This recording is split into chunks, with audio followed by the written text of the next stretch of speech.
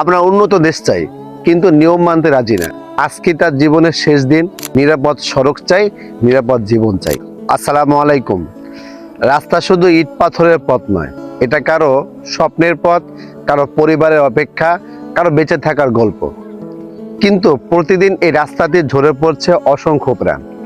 একটু বেপরোয়া গতি, একটু অসতর্কতা এবং একটা ভুল সিদ্ধান্ত, আর শেষ হয়ে যাচ্ছে একটা তরতাজা জীবন। একবার ভাবুন, যে মানুষটা রাস্তায় বের হলো, সে কি জানতো আজকে তার জীবনের শেষ দিন? একটা দুর্ঘটনা শুধু একজনকে মারে না, শেষ করে দেয় পুরো একটা পরিবার, নিঃস্ব করে দেয় তাদের সমস্ত স্বপ্নগুলোকে। আমরা উন্নত দেশ চাই, কিন্তু নিয়ম মানতে রাজি না। এটা কেমন উন্নয়ন? হেলমেট ছাড়া বাইক, লাইসেন্স ছাড়া গাড়ি, সিগন্যাল না মানা, এসবই যেন আমাদের প্রতিদিনের অভ্যাস হয়ে গেছে। এভাবে আর কত? একটু ধৈর্য ধরুন, একটু নিয়ম মেনে চলুন, কারণ আপনার একটু সচেতনতা কারো পুরো জীবন বাঁচাতে পারে।